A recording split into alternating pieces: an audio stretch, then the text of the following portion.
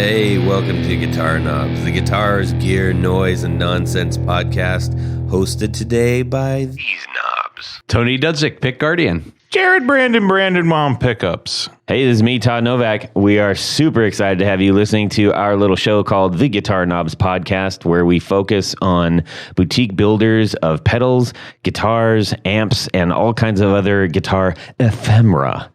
And on the line right now, we've got somebody very far away and very, very special. My name is Dr. No, and I'm from Eindhoven, the Netherlands, and I try to build guitar pedals. Dr. No, the Dr. No. Yeah. And his name is just Dr. No, just so, everybody knows. So, yes, this is a long distance call, and we're going to do the very best we can with the powers of the internet to make sure it is as good of a listening experience for everyone as possible.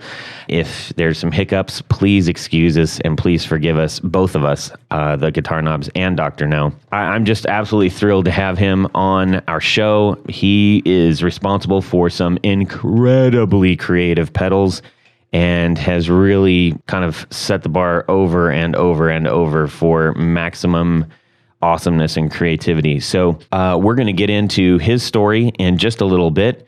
First, we're going to go hit our weekly sort of what's going on in our music worlds this week. Tony.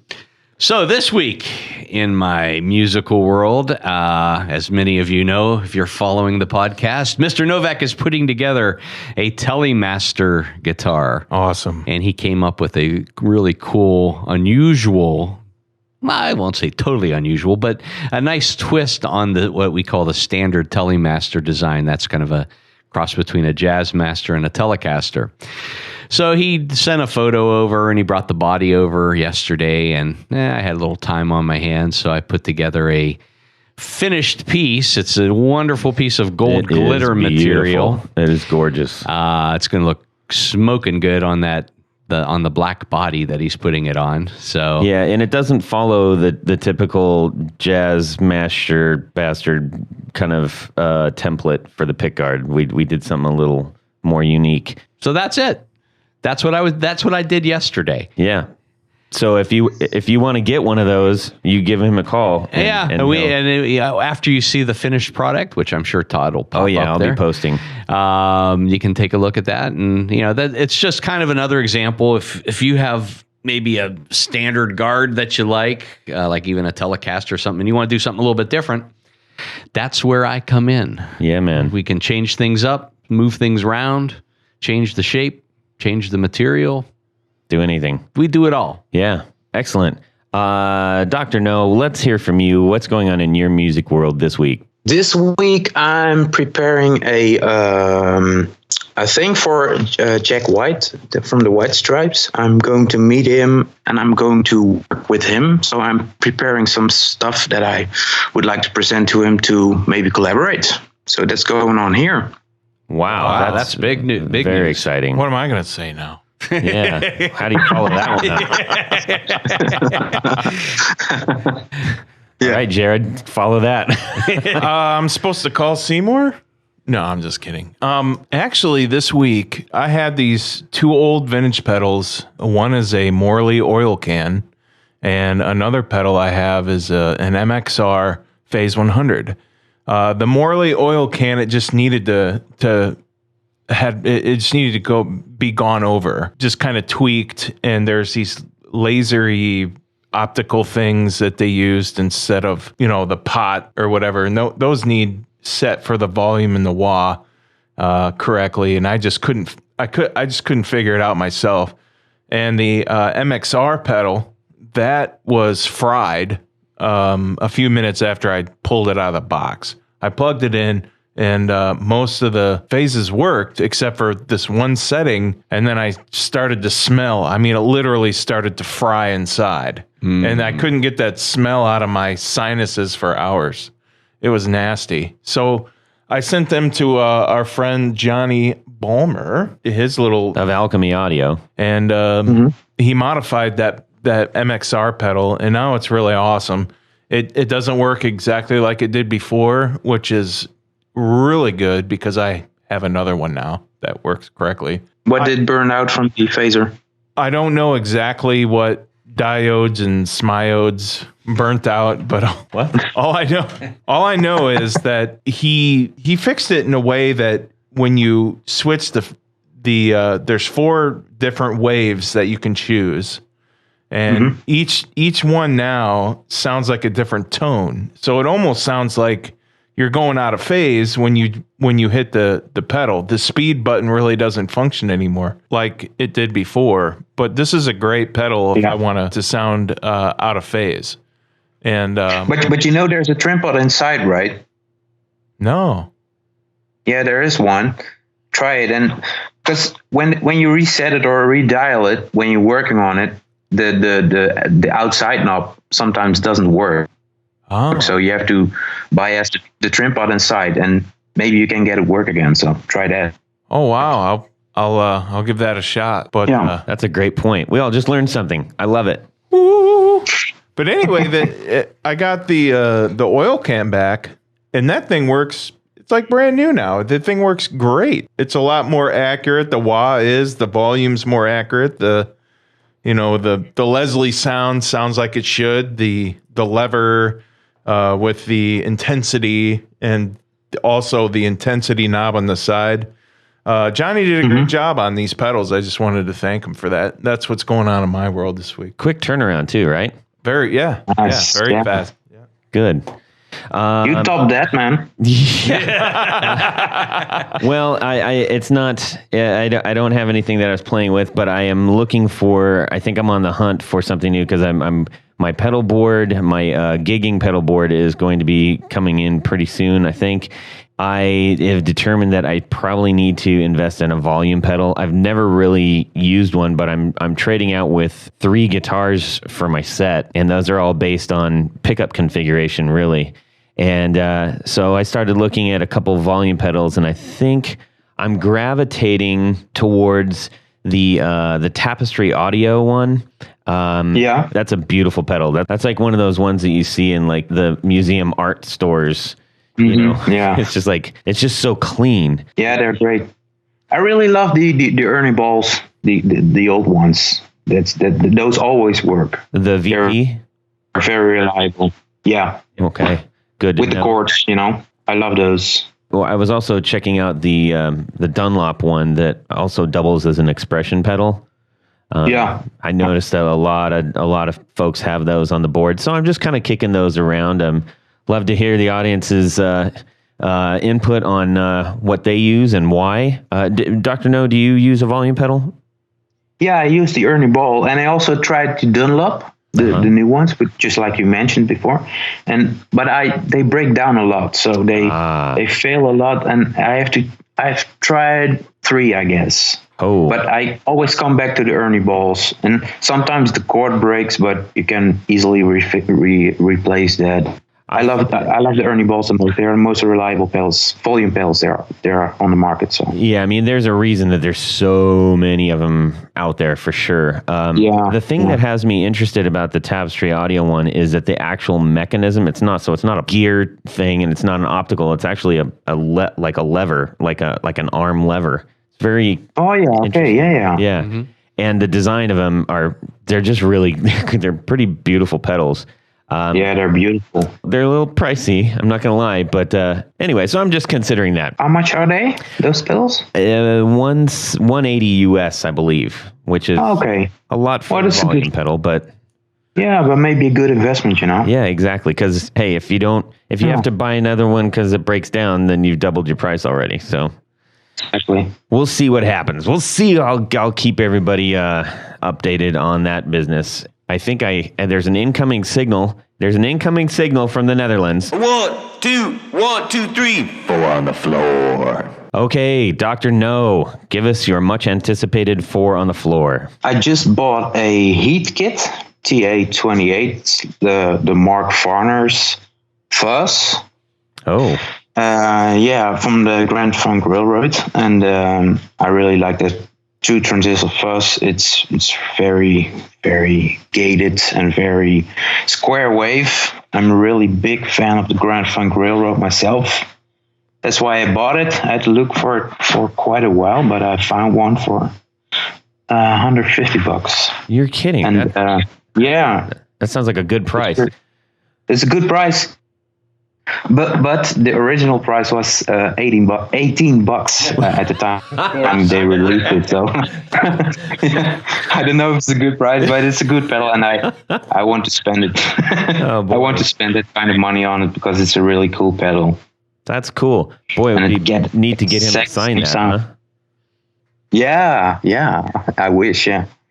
And the second one is the prescription electronics, the experience pedal. It's one of my first boutique pedals ever. I also think this company was one of the first boutique builders around. And I got it from a friend who collects all kinds of vintage pedals. It's a very big collection. And because of him, I started building pedals, actually.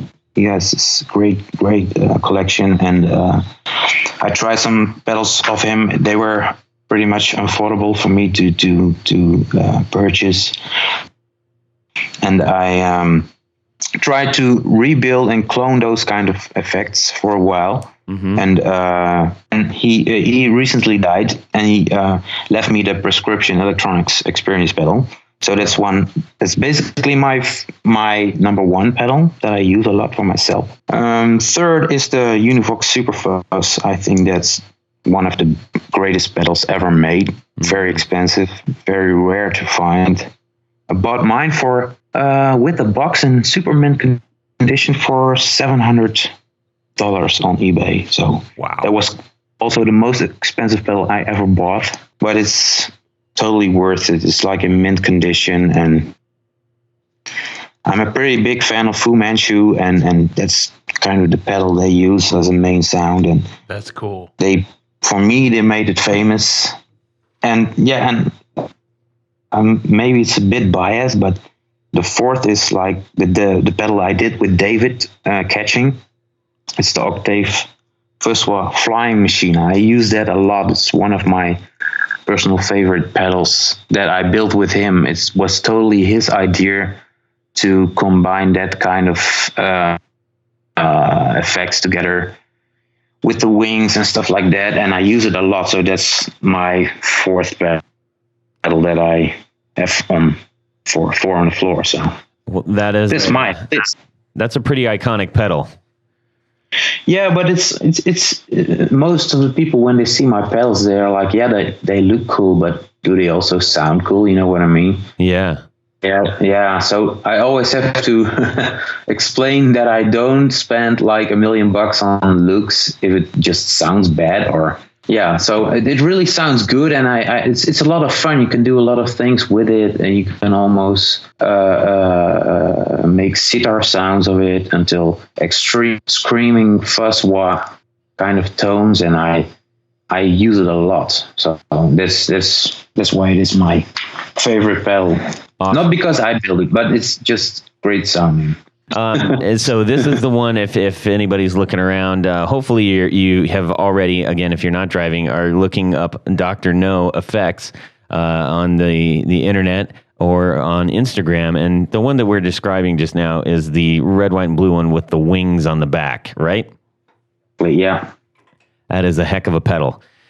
Awesome. Well, I've personally been really looking forward to hearing this because, you're famous in the pedal industry, so it's always interesting to hear what, the people who are making outstanding things, what they actually play.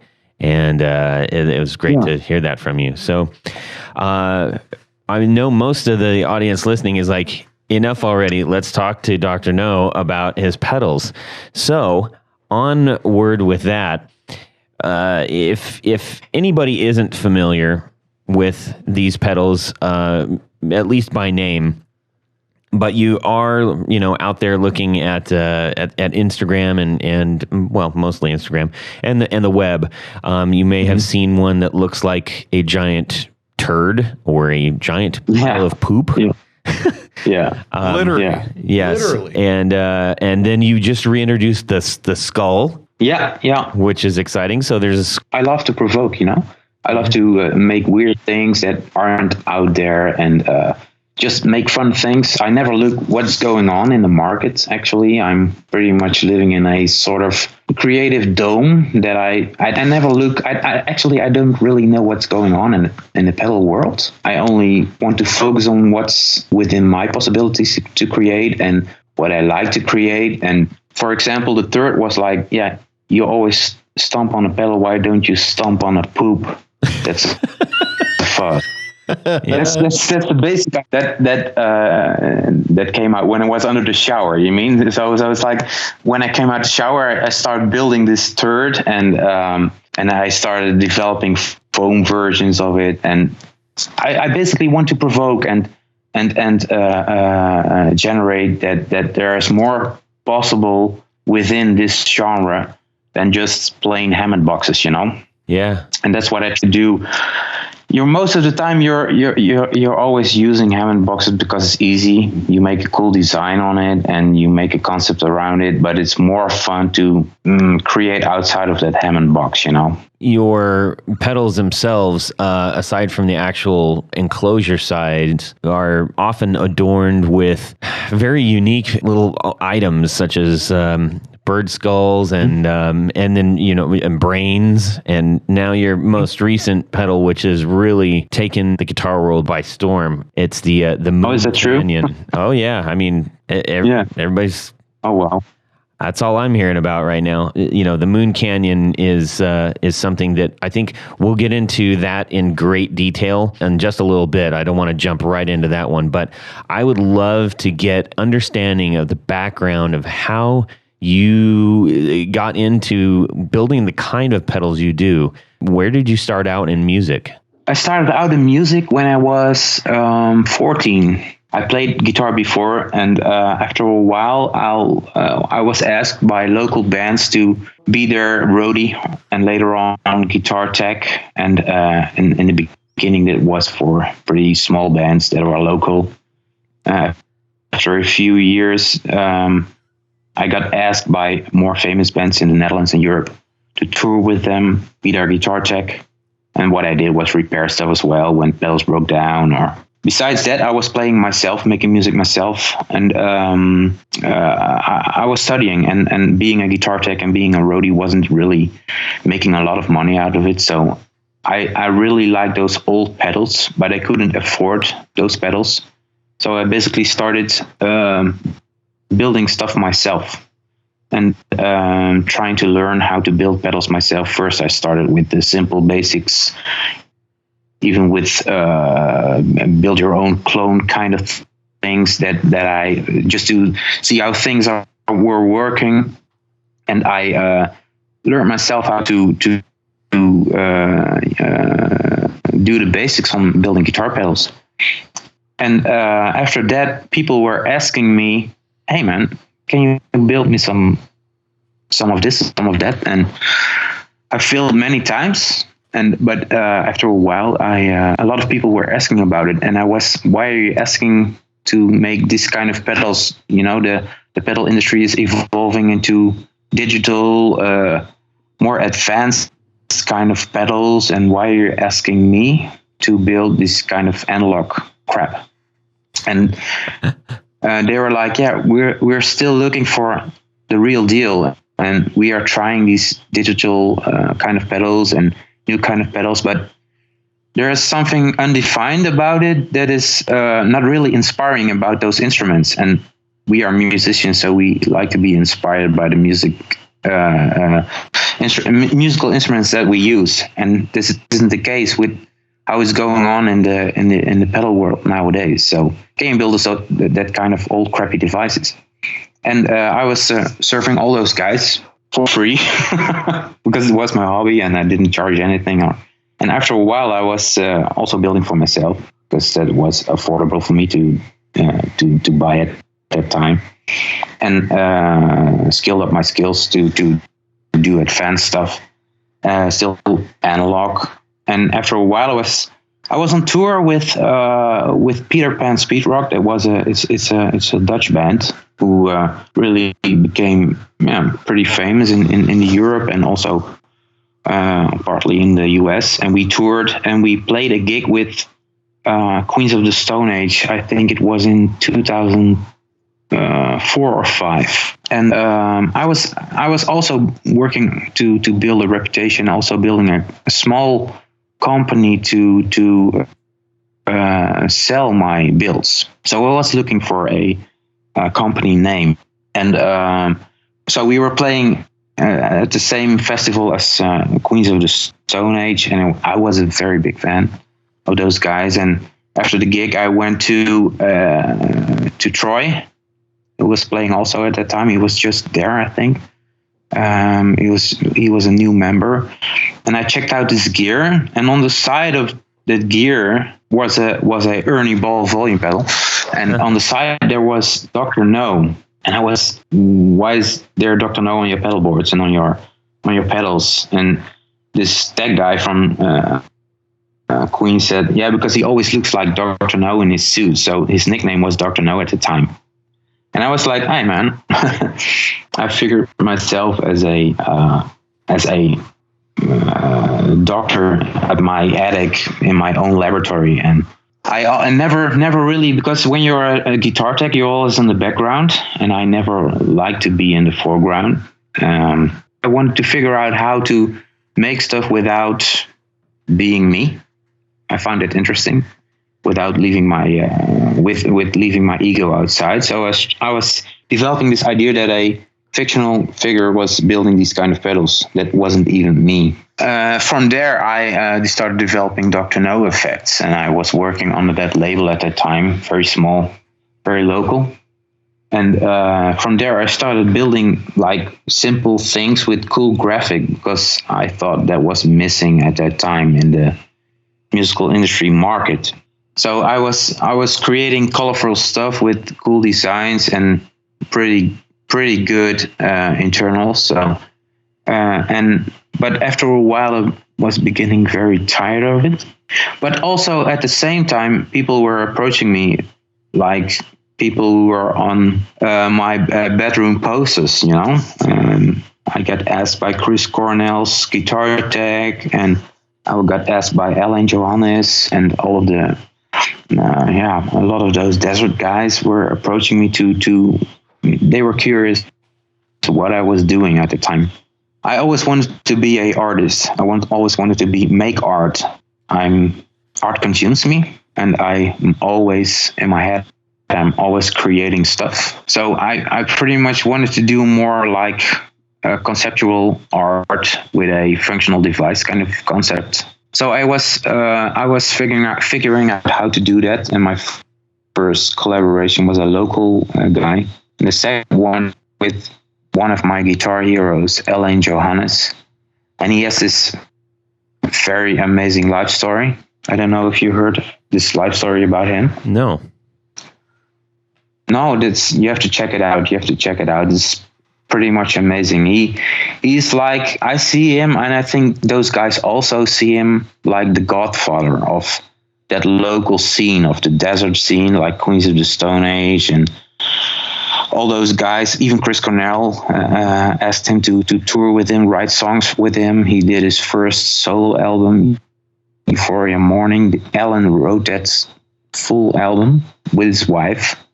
His wife died in 2008, and I was so inspired by that story. It's one of the most beautiful love stories I ever heard. So I was so inspired by his story, but I'm always inspired by how he creates tones and sound. It's so unorthodox, so Alain Johannes' signature, that I was getting in contact with him, and he was so nice, and we became kind of friends. And I was, hey man, I just want to write a book about you, but in a form of a guitar pedal. And from that moment on, I was, this is kind of the direction that I want to go and want to move forward to in this stage of my business. I don't want to do what everyone else does in this market. So basically, what you see on the L1111 pedal with the bird skulls is a full life story of him, but also his musical DNA is captured in the circuits. So the tones he makes from all those unorthodox kind of combinations of pedals I made in one device. So that pedal is him. It is his DNA, but also the whole story is on the pedal. For example, there are 4 knobs on the fuzz section of the pedal. It's a two-in-one guitar effect, right? Mm-hmm. So it's a fuzz with a filter, and he kind of makes that kind of tones. He invented that kind of tones, and Joshua copied it a little, and a lot of other guys copied it from him. So about the knobs, there are 4 knobs on the 1111 pedal, and his lucky number is 1111. Studio is called 11AD. All kinds of weird things and magical things happen on 1111 in his world. I also experienced that myself when I was with him. And so it's kind of magic. So I found some old Chilean coins from his birth date. So that makes it's one, what's it called? I don't know the currency, but one kind of Chilean coin. And his wife, Natasha, is born in Russia. So I found 2 identical 1 kopekas. That's this currency of Russia. And I made those in 2 1111 knobs. So that's a story about the knobs. That's awesome. Yeah, it's pretty. It goes very far, And not everybody does understand what it's all about, but it's mainly made for him. It's also a bit of a private story that you don't tell everyone. So it's captured in there, and from the filter side, it's like a 2 knob. One is a chicken head and one is a magpie. So I asked him what relation do you think Natasha was in terms of a bird, and she was a magpie. And I'm more like a chicken, so I made a chicken and a magpie knob, and those work like a marriage. So sometimes they when in certain position, when you set them on certain dials, they are total opposites, and they argue in terms of tone and sound. And at some positions, they are like a very good marriage. So that's the whole concept about the 1111 pedal. And I was so intrigued by doing it this way. So more telling a story, making a concept with an artist that inspires me to do it. From there on, I want to proceed. So I don't want to make pedals anymore just to make pedals, because there are 7,000 builders nowadays. And like I said, I don't want to offend all the builders, but we kind of do everything the same thing, and with exceptions. And I don't want to do the same thing everyone else does. So I don't want to look at what everyone else does. I just want to create art with artistic people for creative people. I want to build for creative people, be an inspiring instrument, and to play with, to work with, and to create with. And that's what from there on, this is the kind of the direction I feel comfortable in, because before that beginning, I was kind of, I'm just making guitar pedals. It's not really has a story or a soul, or I just make instruments that are products, and I don't want to make products. I want to make art.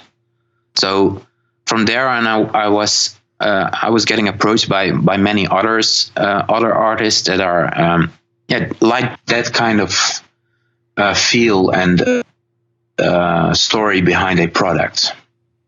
I refused a lot to work with a few people that I didn't feel inspired by to create, because you have to.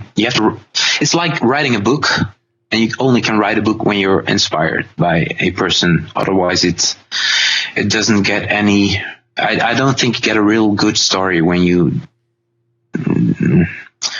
aren't connect with the people you write for or about.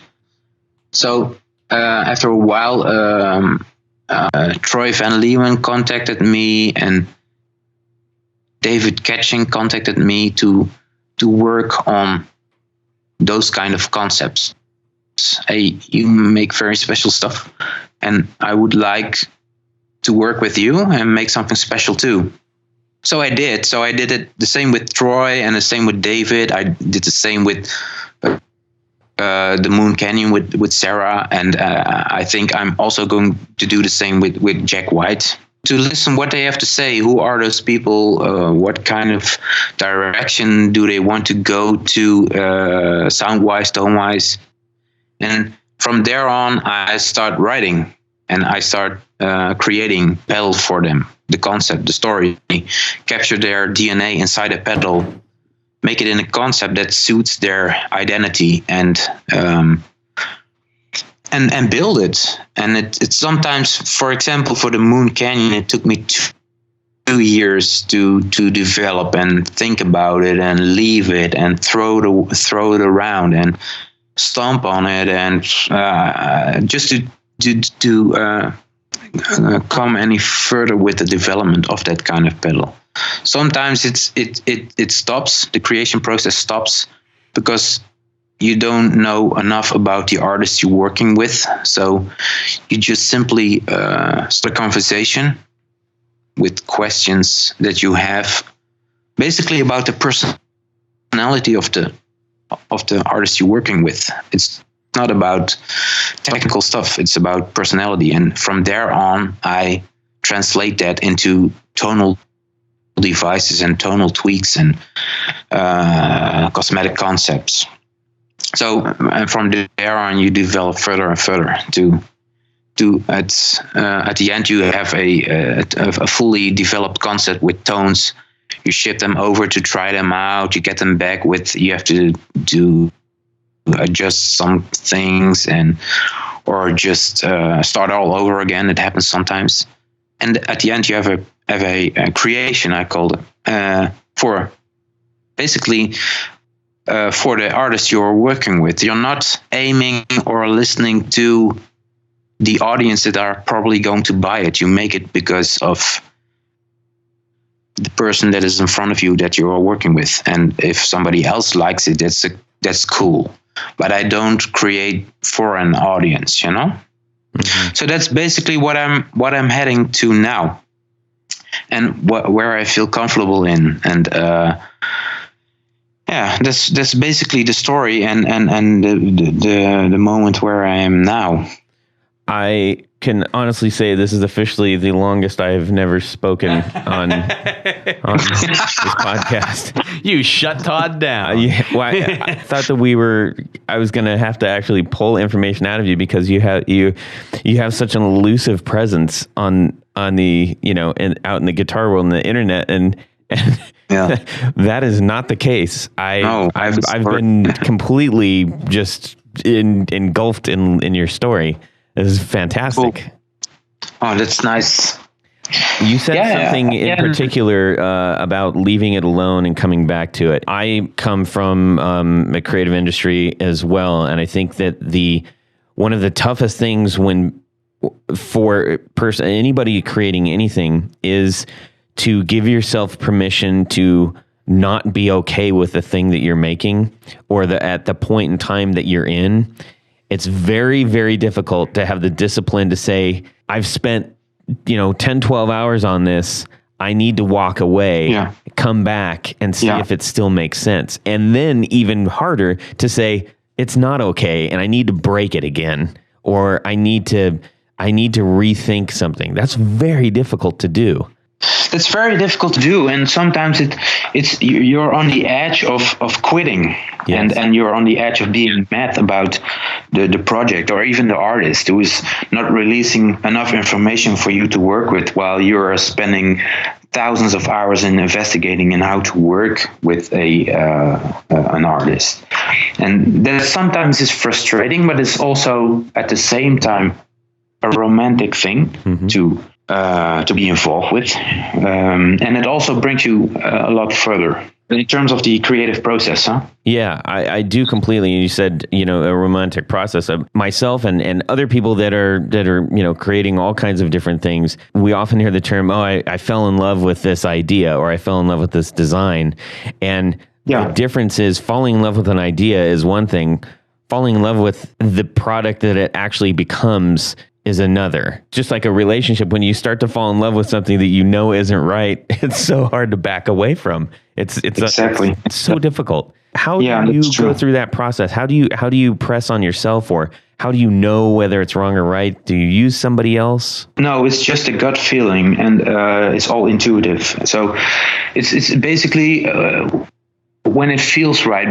But you also know that it's a process of at least 1 year. So you prepare to lose that kind of time in the process. So you always know you can do it in a week. You can write a book in a week, or you can't get to know a person in 1 week. You have to spend a lot of time observing, talking, hanging around, meeting, all kinds of things to develop an idea. So that takes a lot of time. And for your own process, when that person isn't around, you're trying things. You're what kind of person is, for example, Troy Van Leeuwen? Who is he? I don't want to watch interviews to get to know him. I want to. Who are you? What are you doing? What kind of person are you? And he's kind of close. So that was one of the most difficult processes for me to develop in. He was not letting loose anything, and I also felt a bit connected with him, because he's a pretty dark guy, and he's pretty intense, and he has his own musical identity. He doesn't let go any information about himself, so you have to read somebody. So that was one of the most difficult processes to develop on. But he asked me, so after a while I said, hey man, if you can't tell your story, I can't make you those pedals. Yeah. So you have to open up, Yeah.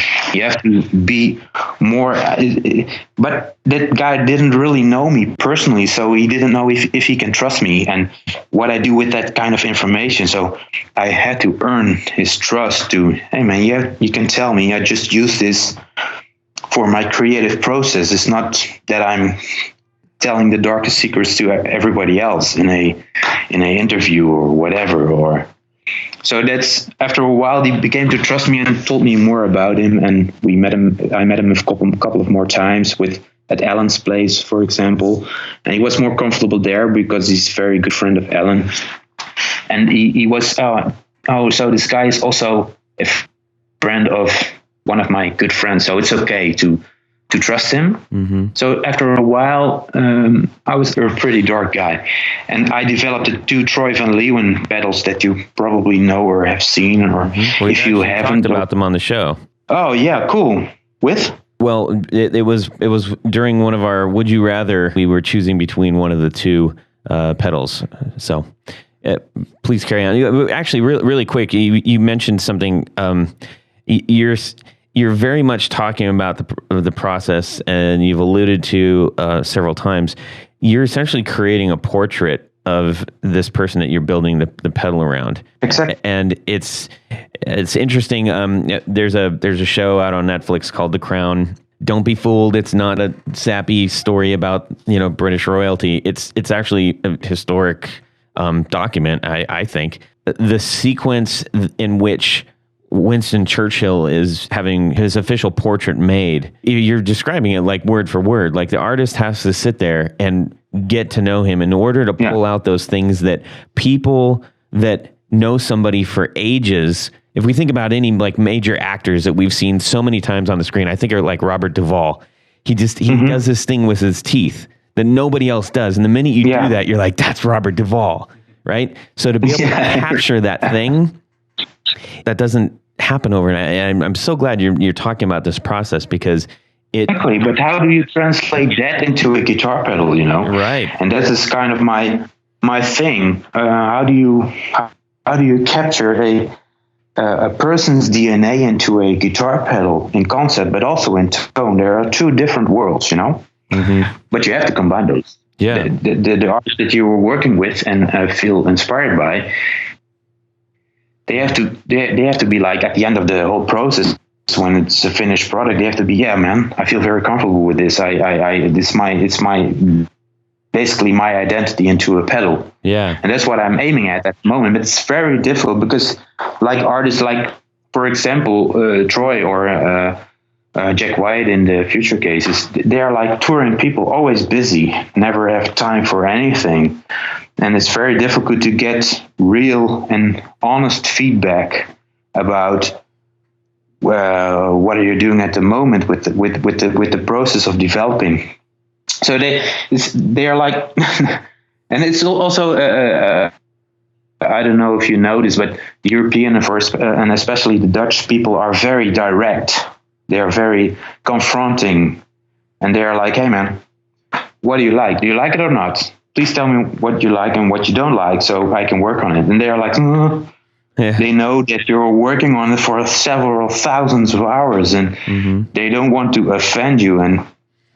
But I have to go on, so I need the correct and honest info to make progress. Right. And that's also basically I work only with US artists, so that's the difficult part, communication, because I want to be direct. I want to go forward in the process, and they are like very how do you say it, gentle.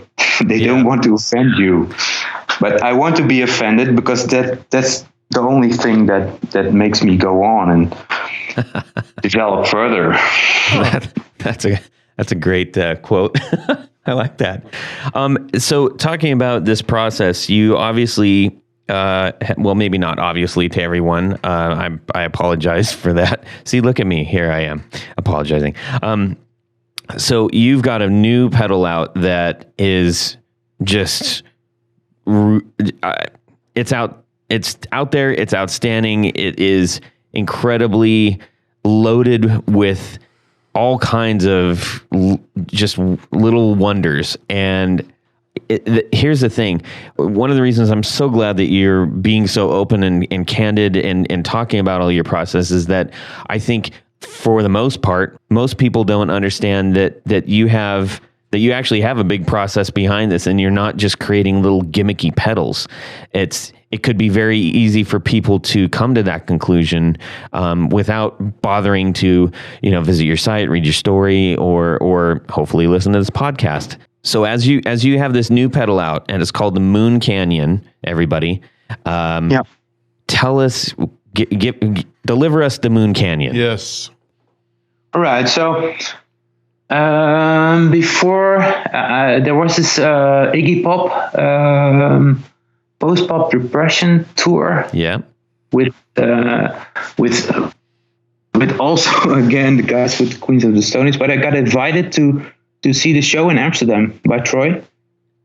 So I went there, and there was this girl who was doing the support, and to be honest, I didn't see her show because I always go straight to the main act if I don't have a lot of time. So I didn't see her, but when I got backstage, I saw this girl sitting, and Troy was immediately, "You have to meet her. She's like the queen of pedals."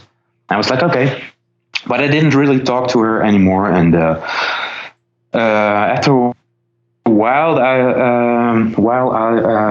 I came across her Instagram, I think, and she was doing pretty honest stuff, if you know what I mean. It was like very, I've never heard that kind of music and intuitive music before. It was also done by a girl. I'm very impressed when girls stand out in a man's world and do their thing without any doubt and with a lot of persuasion. And I was inspired by what she did. It wasn't really like a song structure. It was more like a feeling. And I was inspired by that. So it was new for me. It was like basically a new genre. I found out a new genre, and I was inspired by it. So it was like, okay, what she's doing. And I started listening more to her, and I followed her on Instagram, and she was like doing new pedal stuff almost every day. Things that I've never heard of, or combinations that I never heard of, and we got in contact, and I contacted her, and I said, hey, I was that guy in Amsterdam, and yeah, I just like what you're doing, so have a nice day. And we moved on, and she was I kept following her. I was intrigued by how she made music, how secure she was, and so after a while, there was this comment about this guy about a post she did, and he was like, you should make your own pedal. And that was one of her big wishes, to do her own pedal. She owns like thousands, I think. And I was like, are you serious about making a pedal? Because I think if we can talk and we can communicate a little bit, then we can do something. I'm pretty much inspired by what you do, and let us see if we can work together. And she was so excited. I totally didn't know who she was, so I think so we agreed to work on the pedal with no deadline or with no ambition or whatever. So I didn't know much about her. She's not really open, I think. So I was going to Ellen, I think last year, May, and she's also in LA. So we met up and we hung out a couple of days, and I went to a show that she did in the Echo in LA, and I observed and I talked to her, and it just captured me. I was totally inspired by how she did it on her own, carrying those huge amps, no roadies, or she was all on her own. And it was so inspiring and cool to see. And the music she made was really coming from, I don't know if it's emotion or heart, or I don't know, but it was inspirational and really, really authentic. You don't see a lot of authentic things nowadays. Yeah, so from there on, I was okay. Let me figure out something. And she lives in a part of LA, and I think the district is called it is called the Moon Canyon. And I was driving up her place. Here in Holland, the environment isn't really spectacular. So when you're in the US, it's very much spectacular all the time when you look around. So I was driving up the hill. It's a very steep hill. I was driving to this sign that says Moon Canyon, and I stopped the car, and the view was like so beautiful and so quiet. And I drove a little bit further to her house, and it was when we met the first time, and she told me how she works and makes some music, and we went to the gig. And from there on, I started developing this romantic theme with that moment that I stopped at that mountain, that I looked over the view in Moon Canyon. And she is also, I think she's also pretty dark, and I find that intriguing. And that's why I developed the whole mystic Art Nouveau style cosmetics. But also it was very difficult she has a lot of pedals, and a lot of pedal builders pedals of pedal builders that she use are very innovative and very complex. And I was like, I can top that, I can make things, but not that complex or digital or whatever. So I also had to work outside my comfort zone. Mm-hmm. So that was pretty exciting. That's also why it took 2 years to develop.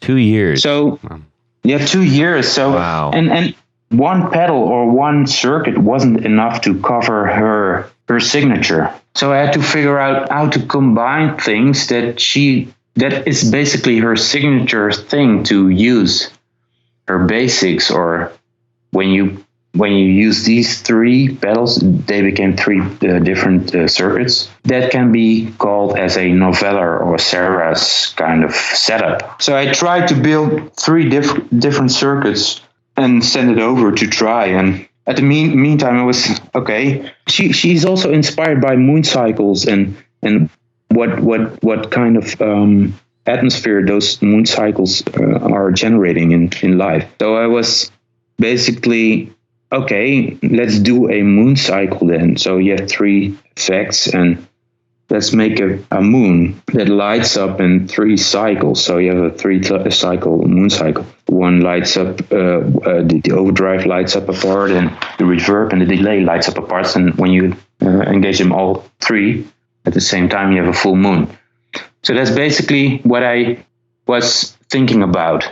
But because she's also, her artist name is Novak, I wanted to make a, like I told you before, I'm trying to write a book in the form of a guitar pedal, and her name is Novak. So I made a novel, a book, to put the guitar pedal in. So that made the story and the concept complete. And I underestimated the time that I was spending on it to build it and to make it in series, because I can only build one pedal physically a day. So it takes me 1 day to build one pedal, one Moon Canyon. It's very complex, and it's I use the old point-to-point and wire-to-wire technique. So it's a lot of work. So I underestimated that. I can only do a limited edition of 350 pieces, and then I'm done, physically and mentally. And then I want to do something else. So we decided to make 350, and I can only do 50 a moon cycle. So what we do is we release 50 of the 350 in total on every full moon. That's amazing. So I think that was the cherry on the topping. It was like, okay, you have to do something special about the release as well, because nowadays when you make a new pedal, you develop it in 2 years, and you bring it out. The news is only valid or relevant for like 1 month, and then you have to come up with something new. But it's physically impossible for me because I developed in 2 years. So right. It's impossible to bring out every month a new creation in my way of working. So that's basically what I did with the Moon Canyon. Yeah, basically, right. in the most how long did it take? Thing. 25 minutes? Yeah. No, that's outstanding. And we're not gonna. There's plenty of places on the internet that everybody can go see this working and get into, the delay, the reverb, the loop, the drive, all that business. Yeah. What a unique piece of equipment, of art, of culture. It's really amazing. The artist you're talking about, I believe her Instagram is @lipstate, if I'm correct. Yeah. Okay. Lipstate, Lipstate. So definitely check out the artist that inspired this pedal. Yeah. Everybody who's listening. Doctor, man, this has been such a great interview. It's been the easiest interview because I haven't had to pull questions out of you. And after the startup, huh? Yeah, but also because I'm a great fan of yours from a creative standpoint, first and foremost. Thank you. And this has been a real treat. We're going to get to our segment right now called Would You Rather? Okay, this week's Would You Rather. So your childhood favorite band is touring and you have a chance to go. Here's the big part of it. Since it's your favorite childhood band, would you rather A, go on stage with them and play a song, or B, would you rather have one of their guitars? Tony? Yes. You're first up. Oh, gosh. I mean, both. I mean, I guess it would really depend on the artist, but I think having the guitar would last longer. Uh-huh. Especially, and I wouldn't risk getting booed off stage either. Right. So I think I'm going to go with the guitar. Okay. Just out of curiosity, first artist off the top of your head that you want that guitar from? Oh, Boom. gosh. Paul McCartney. Okay, there you go. Tony. Or Todd. Just kidding. Jared. Todd. Okay, I'm Jared. So I'm gonna do the other. I'm going to play on stage, and of course that's going to be Jimmy Page of Led Zeppelin. It's Led Zeppelin, all hands down. I love Kansas a lot, but Led Zeppelin is it. Okay. So, and I would rather play a song with Jimmy Page because I don't know. I think his guitar needs to stay with him. So I would just rather have the opportunity to play with Jimmy Page rather than have the guitar. Okay. Okay. I'll take the experience. Doctor No. Yeah. What? For me, it's A. I have enough guitars, and I agree with Jared. that it may last longer, but I go with A. I would love to play a song with them. It's all about the music and not about the instruments, right? There you go. This is a hard one. Everybody said this was easy. This is really hard for me. I'm going to say that I would rather have the guitar and remain a fan rather than break that barrier. That's a weird thing to say, but if I'm a super fan of that band, there's something about that, having that connection. And I would like, I think, to be handed the guitar by one of your favorite artists would be like, I mean, I can't think of really a bigger, like, wow, maybe. And I think mine would probably... Pink Floyd. No, it'd have to be Joe Strummer. Really? Oh, yeah. Are you kidding me? Did you get Joe Strummer's Telecaster? Are you kidding? It's just the Telecaster. Pink Floyd. What? Wait, did you just say it's just a Telecaster? It's just a Telecaster. Holy crap. I'm going to kick this desk over. Oh my gosh, I can't believe you just said It's that. just a guitar. No, it's not just a guitar. It's Yes, not it just a is. guitar. Anyways, this Would You Rather was inspired by one of our audience members, Jonathan Jerusik, who won a contest to play on stage with 30 Seconds to Mars. Whoa. And he got up and killed it. Yep. Oh, wow. Absolutely Yeah. owned it. Yep. Oh, wow. Did you rehearse? I mean, I don't know. I guess if you're a big fan, you're probably playing their tunes at home anyway. So it was great for him to share that with us. Yeah. Congratulations. Excellent work, Jonathan. Okay, so Dr. No, I believe you have something to tell everybody. Or you? Or me. Hey, yeah, and we'll tell everybody. You have the honor, okay? Oh, Yeah. really? Wow. No, I can't. Yeah, man. Okay. Yeah, you have to. Yeah. The great doctor has bestowed upon us a Moon Canyon to give away. What? Now, everybody, don't drive your car into the median if you're driving, and don't run out the door with your headphones on if you're plugged into the computer. I'm incredibly honored to be able to announce that to everybody, and so we will set up a proper way to get this to the people. I'm incredibly excited about this. Yeah. Yeah, me too. I never do this actually because of the time and the expenses, and I don't believe in giveaways, but this is a very special occasion for me. So yeah, I'm happy to give Well, I wouldn't one mind. away. I wouldn't mind having just one of the moon balls. Yeah. I'll send you one, okay? I'll send you a keychain. Yeah. So everybody, I'm sure you're going to keep in tune. We're probably going to get quite a few emails about this. I will be sure to get it out there. Tell us when you're going to be able to get this pedal out.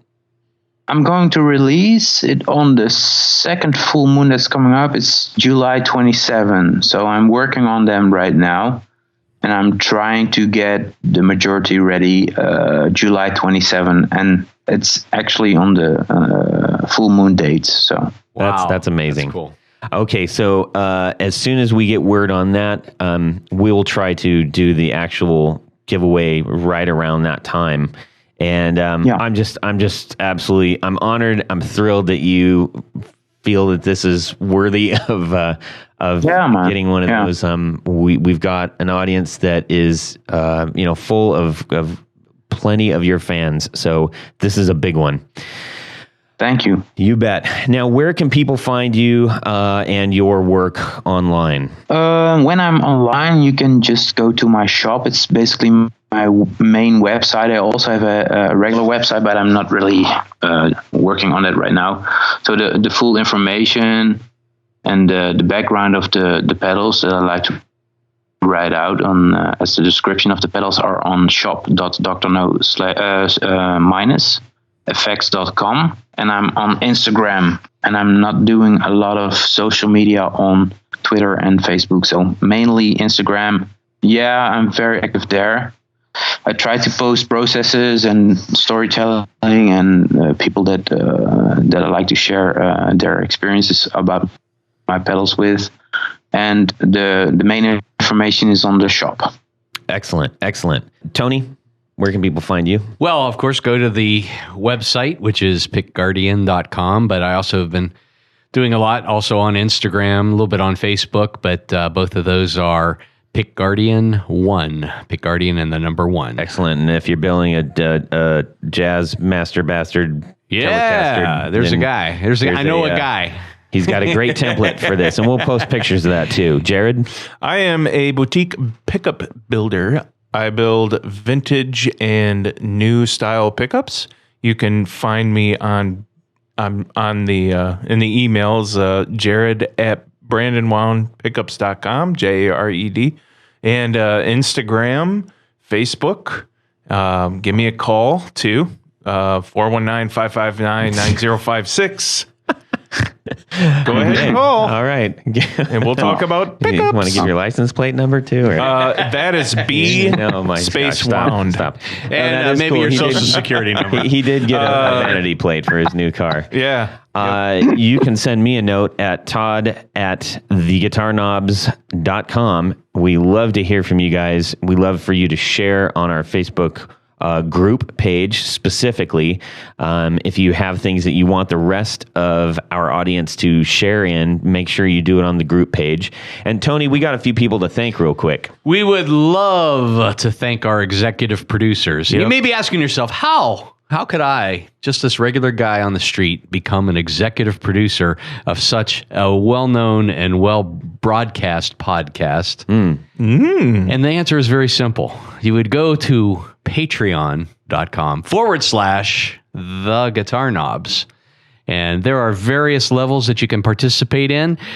We always recommend the executive producer level. Why, Jared? Because you get your name read on the thing. And you get a T-shirt and the barefoot button all and the sticker and tchotchke pack and the whole nine yards. You got it. It's a very special gift package. Yes. All for being part of a Patreon sponsorship. Correctamundo. So without further ado, Do it. And these are our executive producers. Thanks again.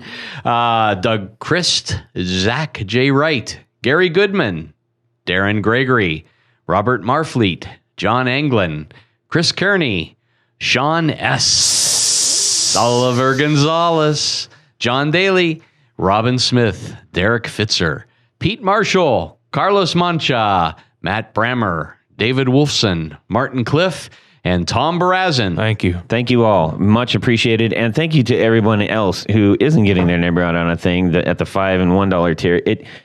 You guys, it helps so much. It really does. And we're eternally grateful for your support. Gentlemen, this has been an extreme privilege and an extreme pleasure. It has been so good to hear your story. I'm so thankful that you shared out from a more personal standpoint your background, Dr. No. So thank you so much for joining us. Thank you. Was my honor. Subscribe! Designed for the pickguard. And we will... I'm sure he'll unveil it as it is. I made a very cool gold glitter. Doctor? Yeah. It sounds like you're falling down a flight of stairs right now. That's true.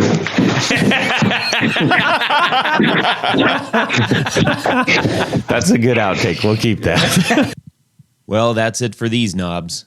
Please visit our Patreon page at patreon.com/ facebook.com/theguitarknobs. Visit our website at theguitarknobs.com for all of our past episodes, 4 on the Floor blog, and other good stuff. You can connect with us on social too at our Facebook page and share your gear and stories on our Facebook group. Also, be sure to check out our Instagram at Guitar Knobs.